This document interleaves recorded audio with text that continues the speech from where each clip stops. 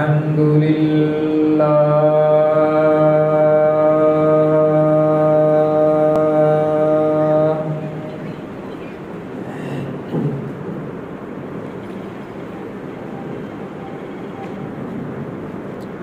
الحمد لله نحمده ونستعينه ونستغفره ونؤمن به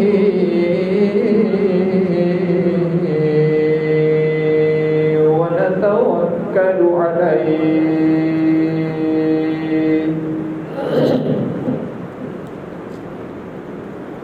ونعوذ بالله من شرور أنفسنا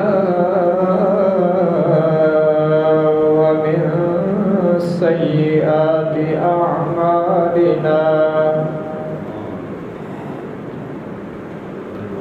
من يهده الله فلا مضل له ومن يضلله فلا هادي له ونشهد أن لا إله إلا الله وحده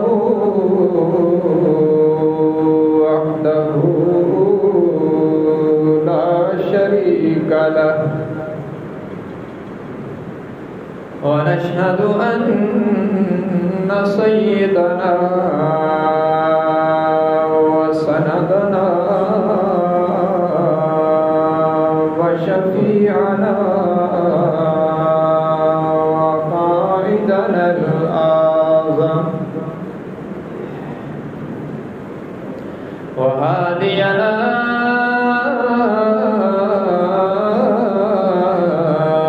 ومرشدنا ومقوانا وملجانا ومولانا محمدا عبده ورسوله أرسله بالحق بشيرا ونذيرا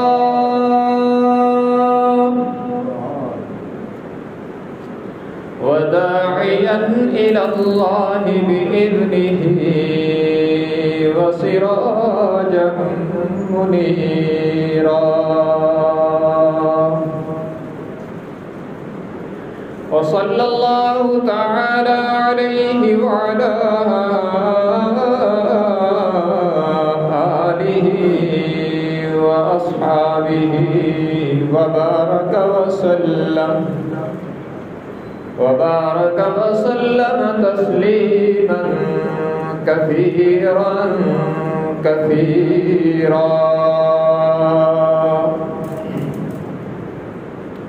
أما بعد فأعوذ بالله من الشيطان الرجيم بسم الله الرحمن الرحيم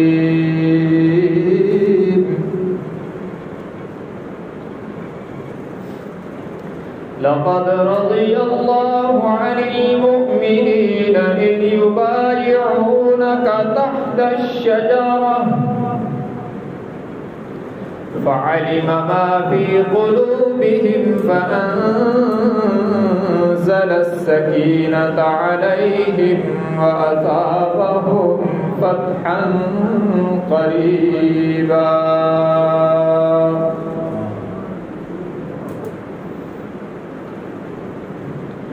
وقال النبي صلى الله تبارك وتعالى عليه وسلم لكل نبي رفيق ورفيقي في الجنة عثمان أو كما قال النبي صلى الله تبارك وتعالى عليه وسلم صدق الله وصدق رسوله النبي الأمي الهاشمي الأمين الكريم ونحن على ذلك لمن الشاهدين والشاكرين والحمد لله رب العالمين إن الله وملائكته يصلون على النبي يا أيها الذين آمنوا صلوا عليه وسلموا تسليما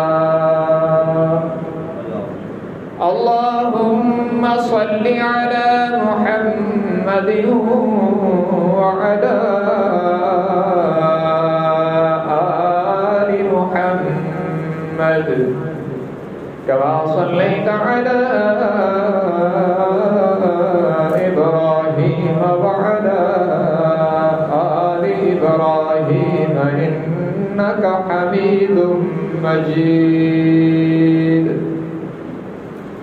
اللهم بارك على محمد وعلى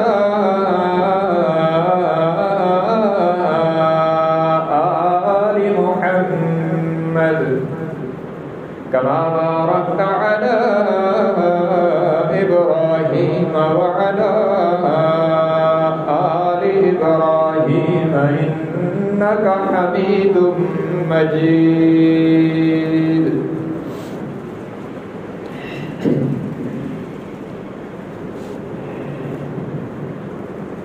حاضرین گرامی قدر،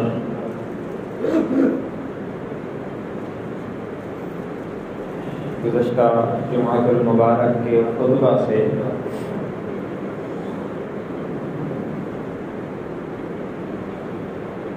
مظلوم مدینہ دوہرے داماد رسول ہم زلف علی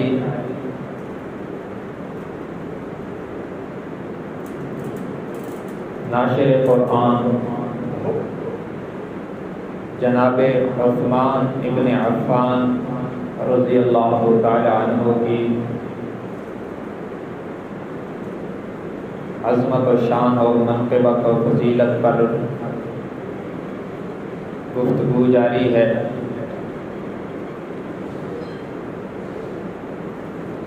کیونکہ 18 ذی الحج سن 35 ہجری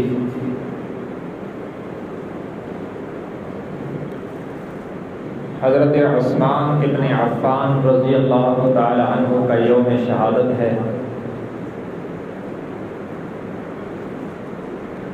تو اس نسبت کو ملحوظ رکھتے ہوئے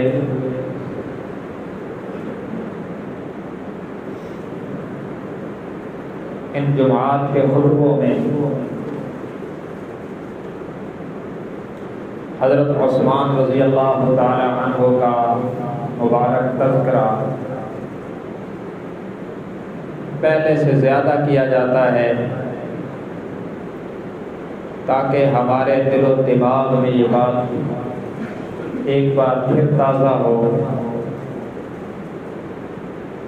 کہ ان مقدس شخصیات کی قربانیوں کی برکت سے ہم تک اسلام کی روشنی پہنچی ہے۔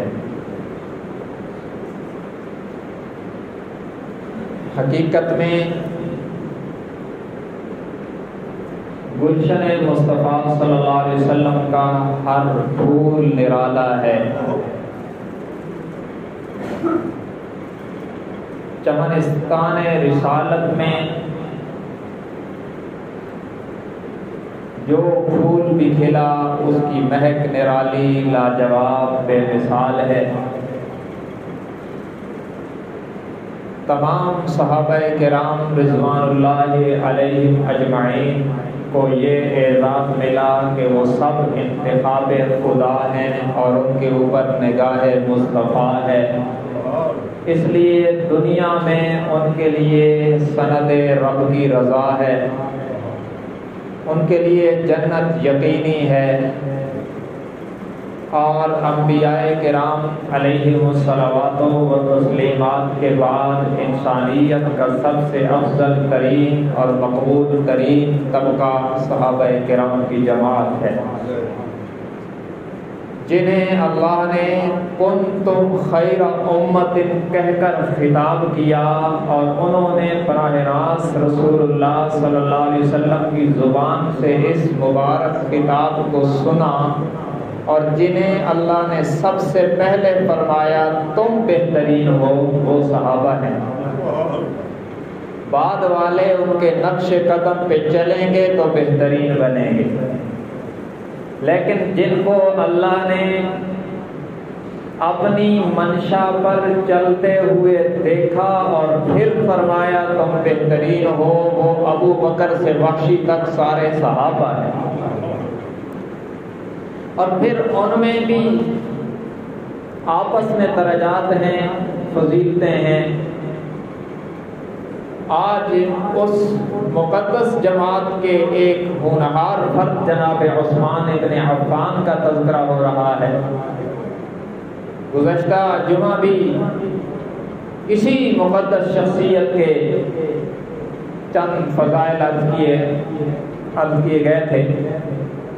آج بھی اسی مبارک ذکر کو کچھ آگے لے چلیں گے، اپنے ایمان کو تازہ کرنے کے لیے،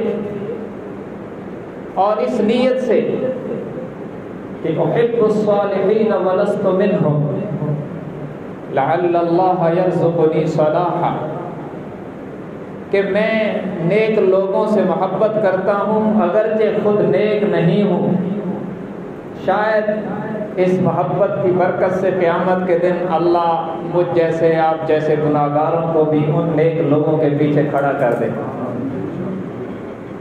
تو ہم ان مقدس شخصیات کا تذکرہ کرتے ہیں ایمان کی غذا سمجھ کر، ان مقدس شخصیات کا ذکر کرتے ہیں نجات کا ذریعہ سمجھ کر، ایمان کا حصہ سمجھ کر۔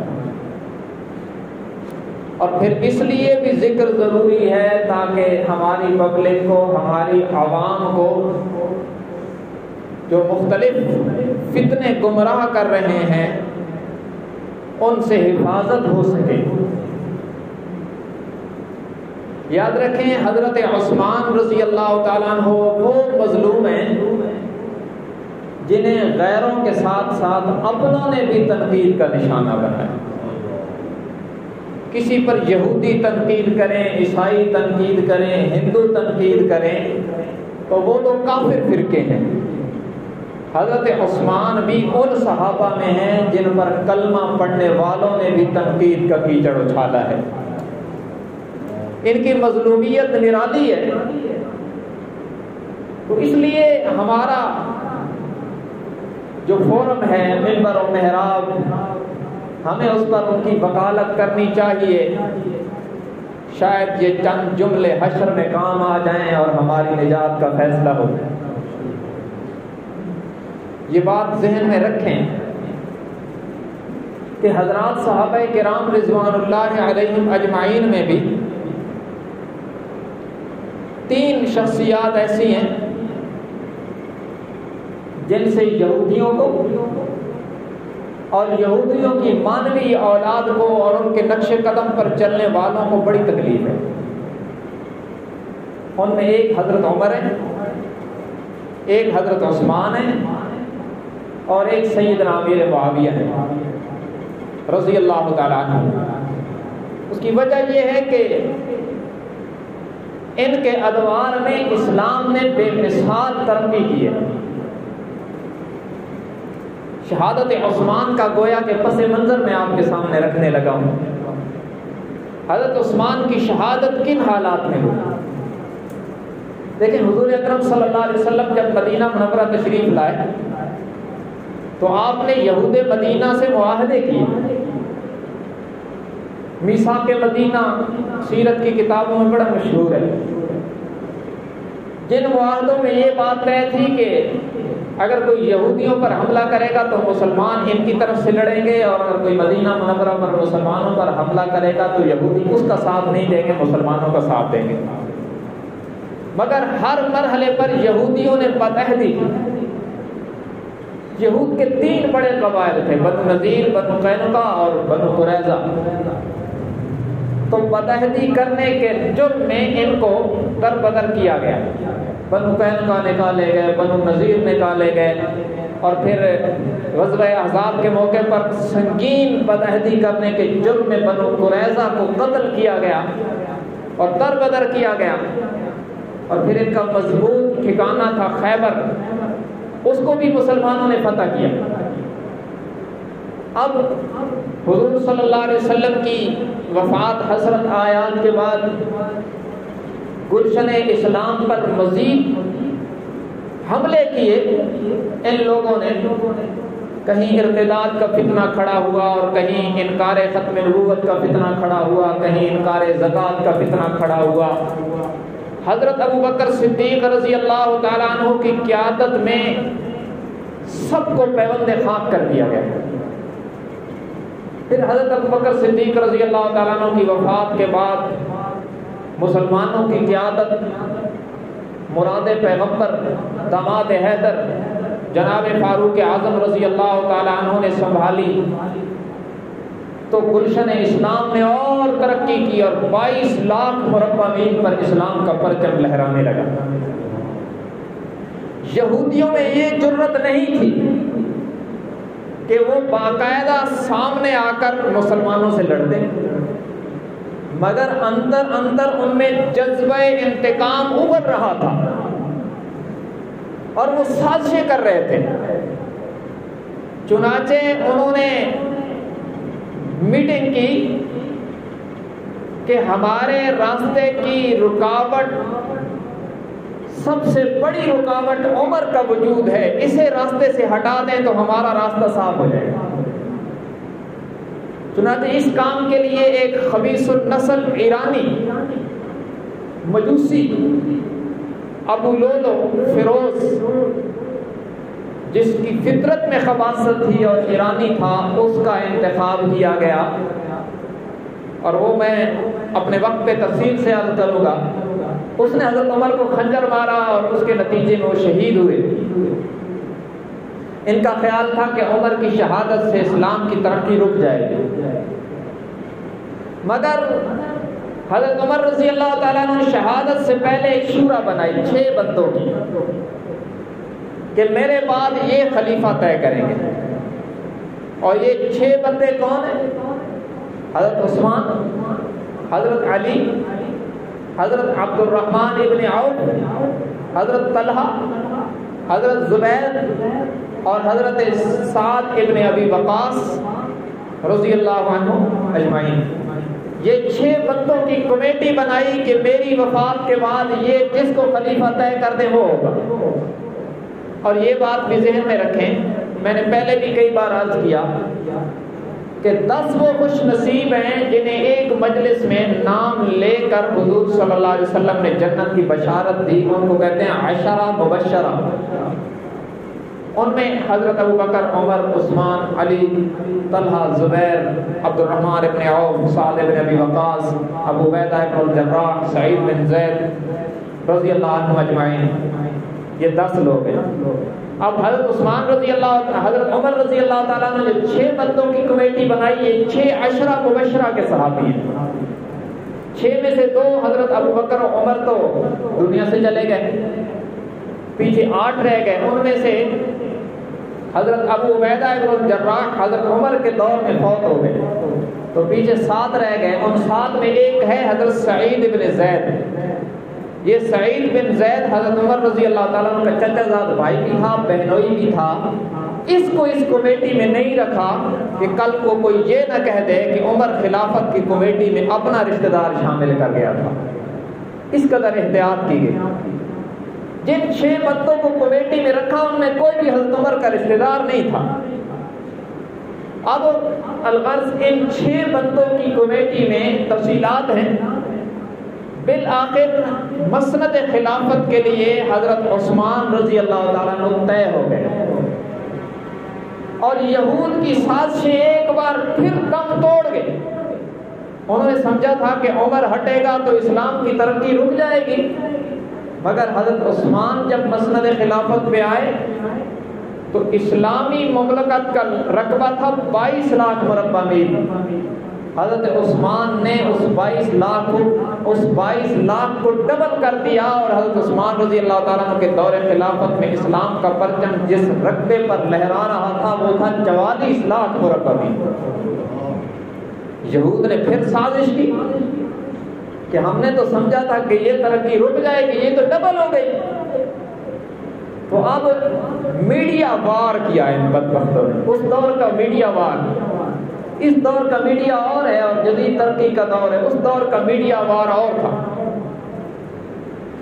ایک شخص جس کا نام ہے عبداللہ ابن سبا.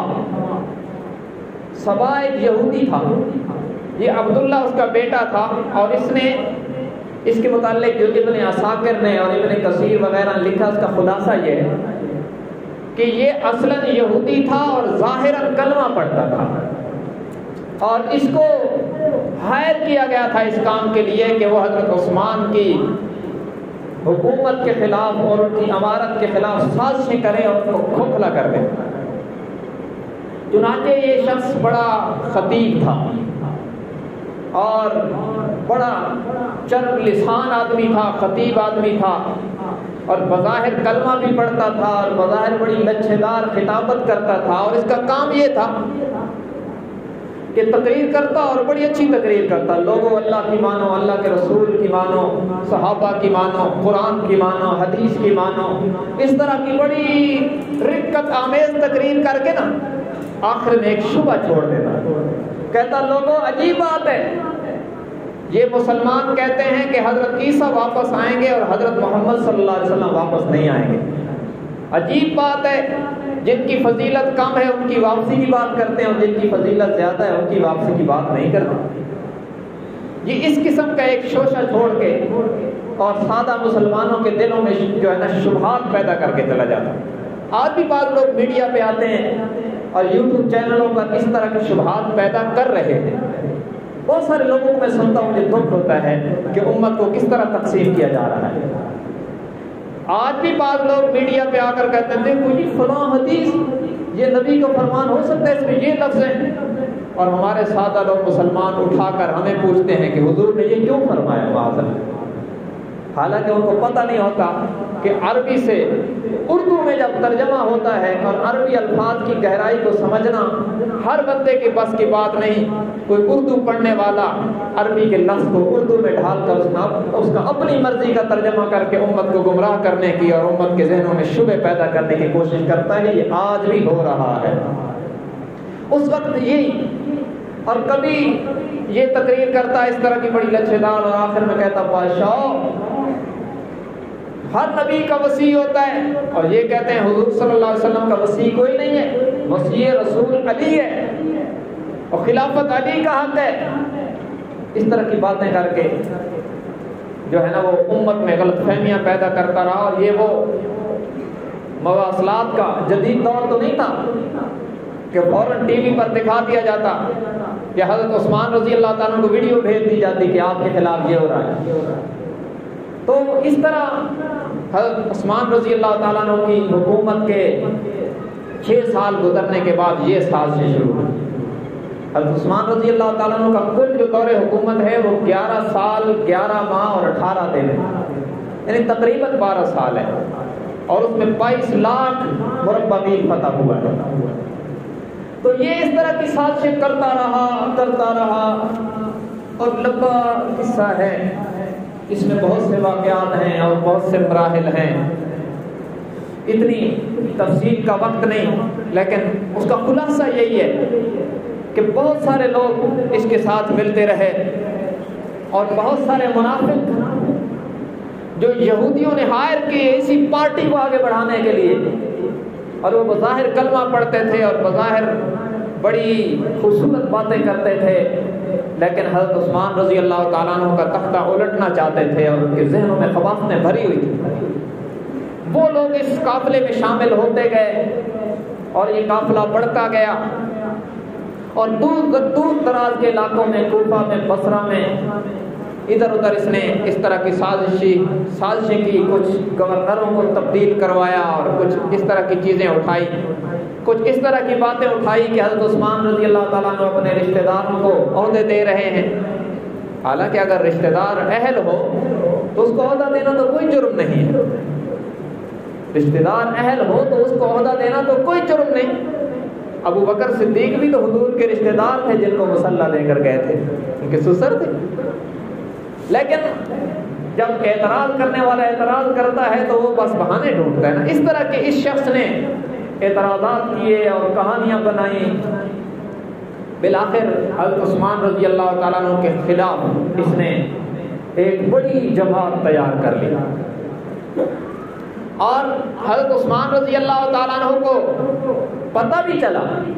آپ احتیاط دیکھیں، پہلے انہوں نے یہ سازش کی کہ جس طرح حضرت عمر کو خنجر مارا گیا، اس طرح ایک شخص کو تیار کیا گیا، اس کا نام تھا کمیل، کوفہ سے اسے بھیجا کہ وہ حضرت عثمان رضی اللہ تعالیٰ عنہ کو خنجر مار دے۔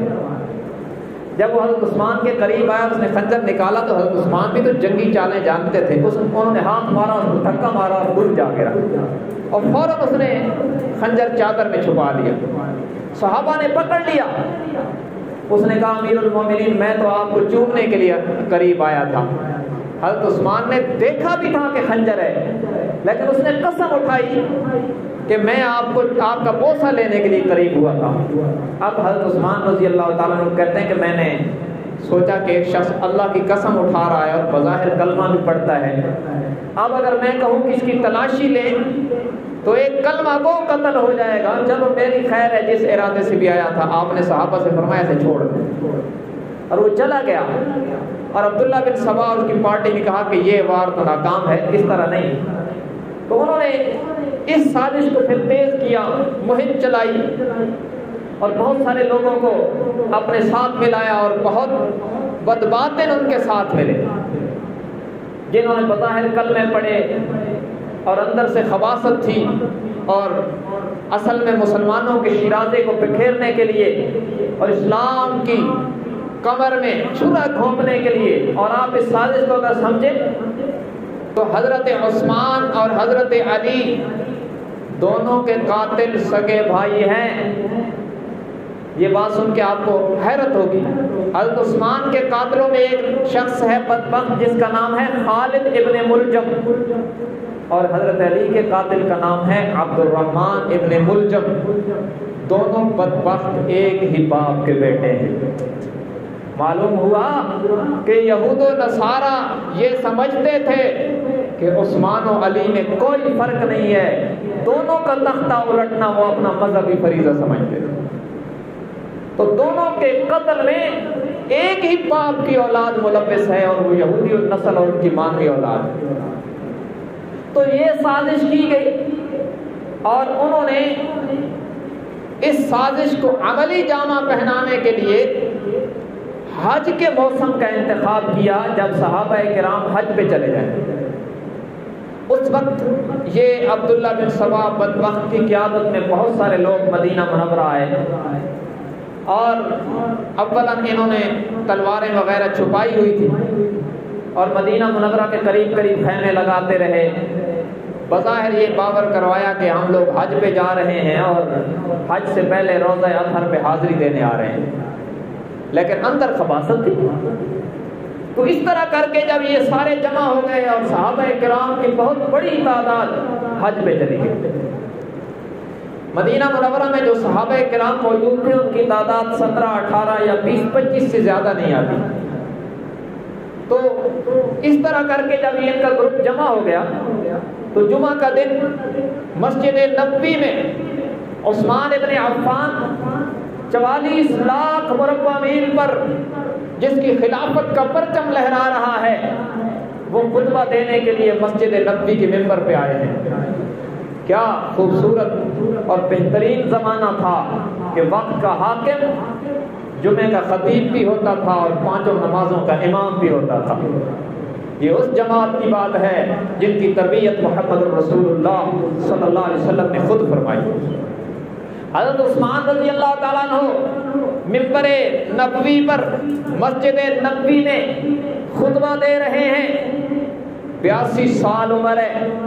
اور کون ہے عثمان جس کے بارے میں میرے نبی نے فرمایا الا استحی من رجل تستحی منہ الملائکہ، کہ عثمان وہ عظیم انسان ہے کہ جس سے انسان تو کیا فرشتے بھی حیا کرتے ہیں. آج یہ مسجد نبوی کے منبر پہ خطبہ دے رہے ہیں، ایک کونے سے آواز آئی عثمان خطبہ بند کرو، ہم تیری بات نہیں سننا چاہتے. عثمان ادھر متوجہ ہوئے، دوسرے کونے سے ایک گستاخانہ آواز بلند ہوئی. دیکھتے دیکھتے ہر طرف سے آوازیں آنے لگی اور ان بدبختوں نے مسجد نبوی کے ایک کونے میں پتھر جمع کیے ہوئے تھے. عثمان رضی اللہ تعالیٰ عنہ نے جواب دینے کی کوشش کی تو سنگ باری ہونے لگی، پتھر برسانے لگے. کچھ صحابہ کرام جو چند ایک موجود تھے انہوں نے مدافعت کی کوشش بھی کی، مگر عثمان رضی اللہ تعالیٰ نے فرمایا خبردار میری وجہ سے کوئی مسجد نبوی میں جنگ کرنے کی کوشش نہ کرے. یہ میرے رسول کی مسجد ہے، یہ میرے نبی کا پڑوس ہے. میں اپنی ذات کا انتقام لینے کے لیے آمنہ کے لال کی مسجد کے سکون کو خراب نہیں کر سکتا. بالآخر ایک بدبخت آگے بڑھا. حضرت عثمان رضی اللہ تعالیٰ عنہ جس عصا مبارک پہ ہاتھ رکھ کے خطبہ ارشاد فرما رہے تھے، یہ کون سا عصا ہے جس پہ مبارک ہاتھ رکھ کے کبھی جناب محمد رسول اللہ صلی اللہ علیہ وسلم نے خطبہ دیا، پھر آپ کی وفات کے بعد اسی پہ ہاتھ رکھ کے ابو بکر صدیق نے خطبہ دیا، پھر ان کی وفات کے بعد اسی پہ ہاتھ رکھ کے جناب عمر ابن خطاب نے خطبہ دیا، پھر ان کی شہادت کے بعد اب عثمان ابن عفان اسی عصا پہ ہاتھ مبارک رکھ کے خطبہ دے رہے ہیں. یہ بدبخت آگے بڑھا، اس نے عثمان کے ہاتھوں سے وہ لاٹھی لے کر گھٹنا دبا کے اس کے ٹکڑے کر دیے. یہ عثمان کا دل توڑنے سے بھی زیادہ سنگین وار تھا. عثمان کے ذہن میں تھا نا کہ یہ وہی لاٹھی ہے جس پہ کبھی عمر کا ہاتھ آیا، کبھی ابو بکر صدیق کا ہاتھ آیا اور کبھی میرے محبوب جناب محمد الرسول اللہ کا ہاتھ مبارک آیا صلی اللہ علیہ وسلم. لاٹھی توڑ دی گئی، عثمان پر اتنے پتھر برسائے کہ عثمان پہ غشی طاری ہو گئی. حضرت عثمان کو اٹھا کر اپنے مبارک گھر میں لایا گیا اور عثمان رضی اللہ تعالیٰ عنہ کو جب گھر میں پہنچا دیا گیا، باغیوں نے ان کے گھر کا محاصرہ کر لیا اور اعلان کر دیا خبردار آج کے بعد عثمان مسجد نبوی میں داخل نہیں ہو سکتا. ذرا دیکھیے نا کیسا مظلوم ہے جس کے پاس اقتدار بھی ہے، امارت بھی ہے، خلافت بھی ہے، سارے اختیارات موجود ہیں. دنیا نے بہت سے منظر دیکھے ہوں گے جب مجبور مظلوم ہوتے ہیں، لیکن عثمان تاریخ میں وہ عظیم مظلوم ہے جو با اختیار بھی ہے، مظلوم بھی ہے، جس کے پاس سارے اختیارات ہیں اور جس نے مسجد نبوی کی زمین خرید کر اس میں وسعت پیدا کی تھی. آج وہ عثمان اتنا مظلوم ہے کہ اس مسجد نبوی کی سرزمین پہ سجدہ بھی نہیں کر سکتا ہے. انہوں نے اعلان کیا خبردار عثمان مسجد نبوی میں نہیں آ سکتے. دوسرا اعلان کیا خبردار عثمان قصر خلافت سے باہر مدینہ کی گلیوں میں چل پھر بھی نہیں سکتے ہیں. تیسرا اعلان کیا باغیوں نے خبردار عثمان کے گھر میں ایک قطرہ بھی پانی کا نہ جانے پائے، کوئی پانی لے کر نہ آئے. ہاں کون ہے عثمان؟ جب مسلمان مدینہ منورہ میں آئے ہیں تو مسلمانوں کے لیے میٹھے پانی کا کوئی کنواں موجود نہیں تھا. بئر روما ایک یہودی کا کنواں تھا. عثمان وہ عظیم انسان ہے جس نے میٹھا کنواں خرید کر، میٹھے پانی کا کنواں خرید کر مسلمانوں کے لیے پانی کا انتظام کیا. ساری مدینہ کی رعیت کو پانی پلانے والا آج خود ایک ایک قطرے کو ترس رہا ہے، ایک ایک بوند کو ترس رہا ہے. عثمان اسیر ہے، گھر شہر کا محاصرہ کیا ہوا ہے باغیوں نے، صحابہ کرام کی بہت تھوڑی تعداد موجود ہے، لیکن اس کے باوجود صحابہ کرام عرض کرتے ہیں امیر المومنین آپ اجازت دیجئے ہم ان لوگوں سے جنگ کریں گے اور ان مدینہ منورہ کی فضاؤں کو ان سے پاک کر دیں گے، مگر حضرت عثمان بار بار ارشاد فرماتے ہیں میری وجہ سے کوئی جنگ نہ کرے، میں جان دے جاؤں گا لیکن آمنہ کے لال شہر مدینہ کی گلیوں میں خون نہیں بہانے دوں گا۔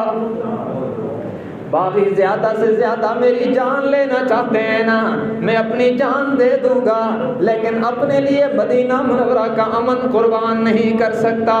یہ عثمان اس مظلومیت کے عالم میں ہے، ایک دن 2 دن نہیں، 4 دن نہیں، 10 دن نہیں، عثمان بھوک اور پیاس کی شدت میں قرآن پڑھتا رہا اور 40 دن گزر گئے ہیں۔ میں اکثر عرض کیا کرتا ہوں میری قوم، میری سنی قوم اس طرح بے انصافی تو نہ کرتی نا۔ میں جناب حسین ابن علی اور ان کے پورے خاندان کی قربانی کو سلام کرتا ہوں۔ میرا ایمان جناب حسین ابن علی رضی اللہ تعالیٰ عنہ کے پاؤں مبارک کو لگنے والی جوتی کے تسموں سے باندھا ہوا ہے، وہ بھی میری عقیدت کا مرکز، وہ بھی میری محبت کا مرکز، وہ بھی میری ایمان کی جلا ہے۔ ارے جن کا 3 دن پانی بند ہوا یا 7 دن یا زیادہ سے زیادہ 10 دن پانی بند ہوا، آج مسلمان ان مظلوموں کو یاد رکھتا ہے اور رکھنا چاہیے، لیکن میں یہ کہنے میں حق بجانے بونا کہ 3 دن یا 7 دن یا 10 دن بھوک اور پیاس کی شدت میں تڑپ کے قرآن پڑھنے والوں کو سلام کرتے ہو، 40 دن بھوک اور پیاس کی شدت میں تڑپ کے قرآن پڑھنے والے عثمان کو کیوں بھول جاتے ہو؟ اسے بھی تو یاد رکھنا چاہیے نا۔ تیرے موبائل میں، تیری دکان میں، تیرے کانوں میں داستان عثمان بھی گونجنی چاہیے نا، ہمارے سپیکر پر داستان عثمان کے تذکرے بھی تو ہونے چاہیے نا۔ ہمیں اس مظلوم کو بھی تو یاد رکھنا ہے نا جو 40 دن اور رات میں بھوک اور پیاس کی شدت میں تڑپتا رہا مگر تلاوت قضا نہیں کی ہے۔ ہمیں اس مظلوم کو بھی تو یاد رکھنا ہے نا جس کی مظلومیت اتنی طویل ہے اور سارے اختیارات ہونے کے باوجود صرف مدینہ منورہ کا امن بچاتے رہے، آمنہ کے لال صلی اللہ علیہ وسلم کے ادب کی خاطر اور آپ کی محبت کی خاطر ساری تکلیفیں برداشت کرتے رہے۔ کئی دن گزر گئے، ایک وقت وہ بھی آیا جب جناب علی المرتضی شیر خدا رضی اللہ تعالیٰ عنہ پانی کا مشکیزہ بھر کے لائے ہیں، باغیوں نے تیر مار کے مشکیزہ پھاڑ دیا اور پانی نیچے بہہ گیا۔ جناب علی المرتضی نے خالی مشکیزہ دیوار سے پھینک کے فرمایا عثمان میں تو پانی لایا تھا لیکن باغیوں نے پانی اندر آنے نہیں دیا۔ عثمان میں گزارش کرتا ہوں میں پانی لانے میں پورا زور لگا چکا ہوں، عثمان مہربانی کرنا کہیں حوض کوثر پہ مجھے شرمندہ نہ کر دینا آمنہ کے لال کے سامنے، اب تو اجازت دیجئے نا۔ مگر حضرت عثمان بار بار فرماتے ہیں علی بھائی میری وجہ سے آمنہ کے لال کے شہر کا امن خراب نہیں کرنا ہے۔ دروازے پر جناب حسنین کا پیرا ہے، صحابہ کے بیٹوں کا پیرا ہے، باغی محاصرہ کر کے کھڑے ہیں۔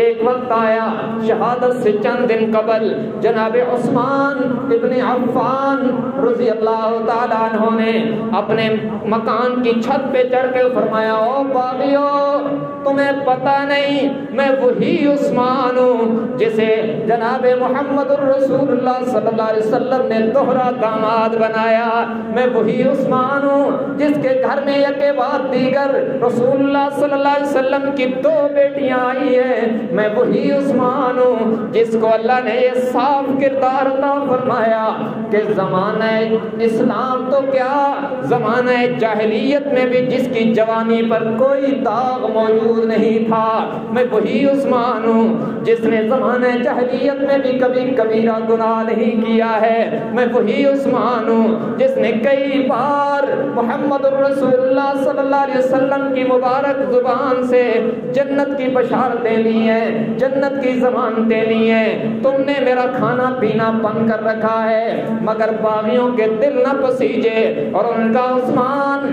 بس ایک ہی مطالبہ ہے، منصب خلافت سے دستبردار ہو جاؤ۔ جناب عثمان ابن عفان رضی اللہ تعالیٰ عنہ نے فرمایا باغیوں سنو، مجھے آمنہ کے لال جناب محمد الرسول اللہ صلی اللہ علیہ وسلم نے فرمایا تھا عثمان اللہ تجھے خلافت کا قمیص پہنائے گا، لوگ اتارنے کی کوشش کریں گے، خبردار اسے کبھی نہ اتارنا، میں خلافت کا قمیص پہن چکا ہوں، تم اگر اتارنا چاہتے ہو میں جان دے جاؤں گا لیکن فرمان رسول پر کمپرومائز نہیں کروں گا۔ عثمان رضی اللہ تعالیٰ عنہ نیچے اترے ہیں، دن گزر رہے ہیں، یہ 40واں دن ہے اور آج عجیب منظر ہے۔ عثمان ابن عفان رضی اللہ تعالیٰ عنہ 40 بار قرآن مکمل کر چکے ہیں، 41ویں قرآن کا آغاز کر چکے ہیں۔ کیسا عظیم انسان ہے، یہ آخری دن ہے۔ حضرت عثمان رضی اللہ تعالیٰ عنہ تہمت باندھا کرتے تھے لیکن آج اپنی بیوی جناب نائلہ سے فرمایا مجھے شلوار دے دو، میں اچھی طرح ازار باندھ لیتا ہوں تاکہ میں شہید ہو جاؤں تو میرا سطر نہ کھلے۔ اسی دوران جناب علی المرتضی رضی اللہ تعالیٰ عنہ اندر تشریف لائے ہیں اور آپ نے فرمایا عثمان باغیوں نے آپ کو بہت ستایا، بہت تڑپایا ہے، آپ کی بھوک اور پیاس کی شدت بڑی طویل ہو گئی۔ جناب عثمان ابن عفان نے فرمایا علی بھائی ٹھیک ہے، مجھے باغیوں نے بہت تڑپایا ہے، میری بھوک اور پیاس کی شدت بڑی طویل ہے، لیکن آج میں نہ بھوکا ہوں نہ پیاسا ہوں، آج بھوک بھی نہیں ہے پیاس بھی نہیں ہے۔ جناب علی المرتضی رضی اللہ تعالیٰ عنہ نے عرض کی وہ کیسے؟ فرمایا علی بھائی آج غنودگی کے عالم میں جب آنکھ بند ہوئی ہے خواب میں رحمت للعالمین مسکراتے ہوئے تشریف لائے ہیں صلی اللہ علیہ وسلم۔ آپ نے خواب کے عالم میں فرمایا عثمان دو راستے ہیں تیرے لیے، ایک راستہ یہ ہے کہ تم منافقین اور ان باغیوں کے خلاف دعا کر دو، زمین پھٹے گی اور سارے باغی غرق ہو جائیں گے، اور دوسرا راستہ ہے صبر والا، دوسرا راستہ ہے برداشت والا، اگر تم صبر کر جاؤ تو پھر میری طرف سے یہ خوشخبری ہے کہ آج جو تو نے روزہ رکھا ہوا ہے جنت میں میرے دسترخوان پہ افطاری کا انتظام ہو چکا ہے۔ عثمان ابن عفان فرماتے ہیں علی بھائی میں نے دوسرا راستہ اختیار کیا ہے، اور پھر فرمایا پھر خوابی کے عالم میں حضور اکرم صلی اللہ علیہ وسلم نے میرے سینہ اقدس پہ یوں ہاتھ مبارک رکھے اور یوں ہی آمنہ کے لال کے ہاتھ آئے، میرے بھوک بھی ختم ہو گئی پیاس بھی ختم ہو گئی۔ میں اب بھی حضور کے ہاتھوں کی ٹھنڈک محسوس کر رہا ہوں۔ جناب علی المرتضی رضی اللہ تعالیٰ عنہ واپس تشریف لے گئے۔ عثمان ابن عفان نے 41ویں بار قرآن کا آغاز کیا، الحمدللہ رب العالمین الرحمن الرحیم مالک یوم الدین۔ ہاں کیسا منظر ہوگا جب وہ بندہ قرآن پڑھ رہا ہوگا جس نے آمنہ کے لال سے قرآن سیکھا، جس نے تلاوت کا انداز خود صاحب قرآن سے سیکھا، اس کی مقدس زبان پر جب زندگی کے آخری لمحات میں قرآن جاری ہوا، ارے کیسا منظر ہوگا۔ میں صدقے جاؤں در و دیوار پر، میں صدقے جاؤں در و دیوار پر جو عثمان کی تلاوت سے معمور ہوئے ہوں گے، میں صدقے جاؤں جناب سیدہ نائلہ کے مقدس کانوں پر جن کے مقدس کانوں کے پرتوں سے عثمان کی آخری آواز میں تلاوت ٹکرائی ہوگی۔ یہ تلاوت جاری ہے. ادھر سے باغی دیوار پھلان کے اندر آئے ہیں, ادھر سے عثمان پہلے پارے کی آخری آیات پڑھ رہے ہیں. فَسَيَكْفِيكَهُمُ اللَّهُ وَهُوَ السَّمِيعُ الْعَلِيمُ, جس کا معنی یہ ہے کہ عثمان تو گھبرا نہیں, تجھے اللہ کافی ہے. تو اپنے آپ کو رب کے سپرد کر چکا ہے نا, پھر تجھے اللہ کافی ہے. تو رب کی تقدیر پہ صبر کر جا, تیرے دشمنوں سے رب خود نمٹ لے گا. عثمان کی زبان پہ یہ آیات جاری ہیں. باغی دیوار پھلان کے اندر آئے ہیں. ایک بدبخت نے پہلا وار کیا, جناب عثمان ابن عفان کے مقدس سر نے ایک زور سے راڈ مارا اور خون کا فوارہ نکلا. عثمان کے جسم اطہر سے خون کا پہلا فوارہ جو نکلا قرآن کے ورقوں میں سما گیا.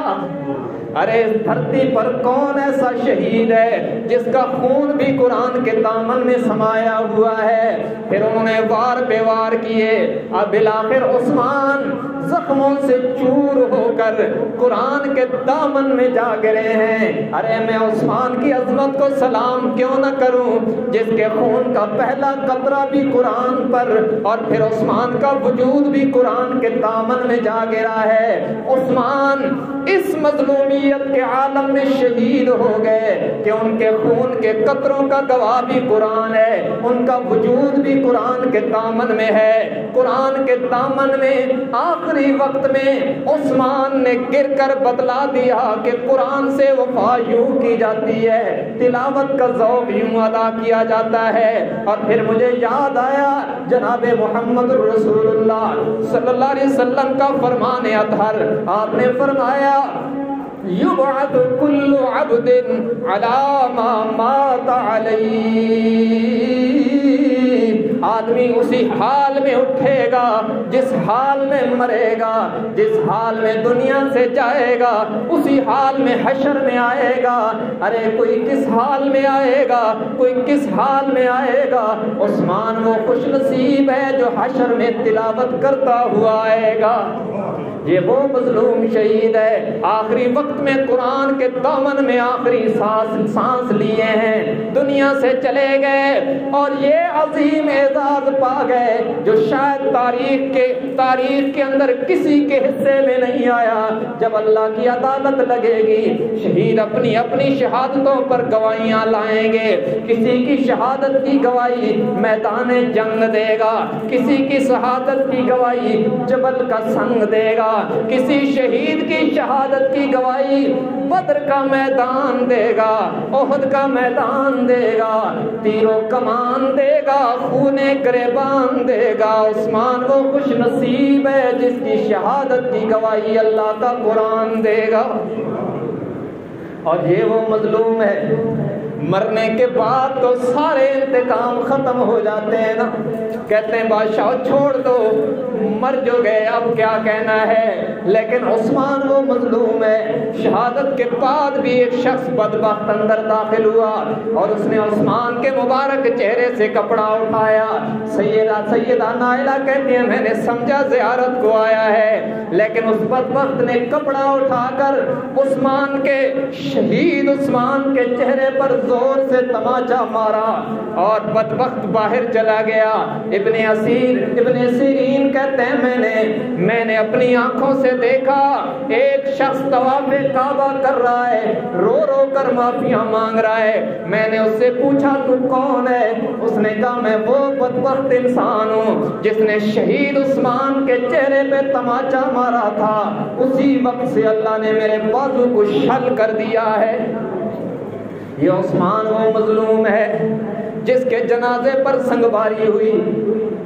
دنیا میں مرنے کے بعد تو ہر کسی کو معاف کر دیا جاتا ہے, لیکن کون مظلوم عثمان ہے جس کی وفات و شہادت کے بعد باقی جنازے نہیں اٹھانے دے رہے.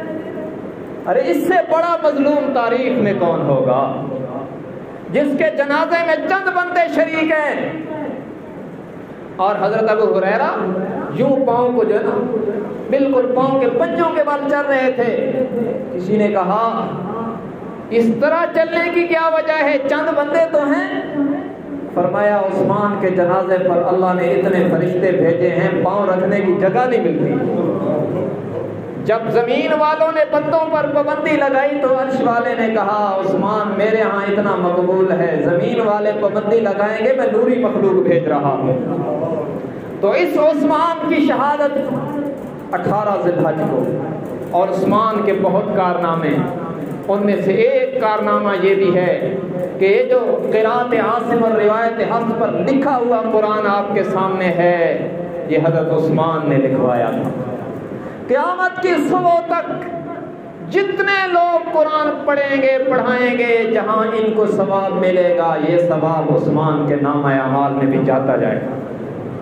دیکھیں نا، محسن کی قدر کرنا وفا کی علامت ہے نا۔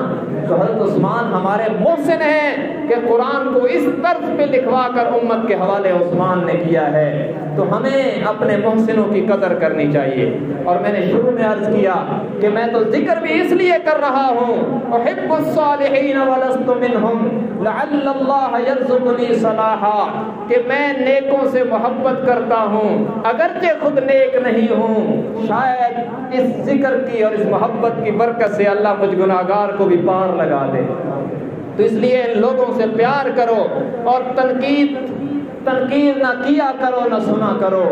جو صحابہ پہ تنقید کرتا ہے وہ مارا جائے گا، دنیا اور آخرت میں مارا جائے گا۔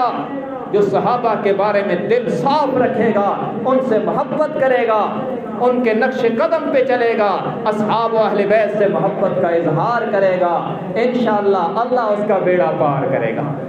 تو ہماری طرف سے اللہ تبارک و تعالی حضرت عثمان رضی اللہ تعالیٰ کو بہت جزائے خیر عطا فرمائیں، اللہ ان کے درجوں کو پہلے سے زیادہ بلند فرمائیں، اور اللہ اس ذکر کی برکت سے ہم گناہگاروں کو بھی کہیں حضرت عثمان کے قدموں میں جگہ دے دیں تو اس کے خزانے میں کمی کوئی نہیں۔ آخر میں یہ اعلان بھی سماعت فرما لیجیے، 25 جولائی مغرب کی نماز کے بعد سکر شہر میں ایک کانفرنس ہو رہی ہے تذکرہ عثمان اور اصحاب اہل بیت کرنے کے لیے، جس میں مولانا عبد الجبار حیدری صاحب مدد العالی تشریف لائیں گے اور مشہور ثناخان مصطفیٰ جناب ابو بکر مدنی صاحب بھی تشریف لائیں گے۔ تو اس پروگرام میں بھی شرکت کی دعوت ہے، اور دیگر اس طرح کے جتنے پروگرام ہو رہے ہیں اللہ تعالیٰ ہم سب کو کامیاب فرمائے۔ بس پیغام یہی ہے کہ اصحاب و اہل بیت اور دیگر جن لوگوں کی برکت سے ہم تک دین پہنچا ہے ان سے محبت کریں، ان کے بارے میں دل صاف رکھیں، اور کسی تنقید کے جال میں اور کسی شیطان کے جال میں آ کر کسی صحابی یا کسی اہل بیت کے فرد کے بارے میں دل میلا نہ کریں، ورنہ نجات خطرے میں پڑ جائے گی۔ اللہ تبارک و تعالی ہمیں تمام اصحاب و اہل بیت سے اور تمام اکابرین امت سے محبت نصیب فرمائے۔ وآخر دعوانا ان الحمد للہ رب العالمین۔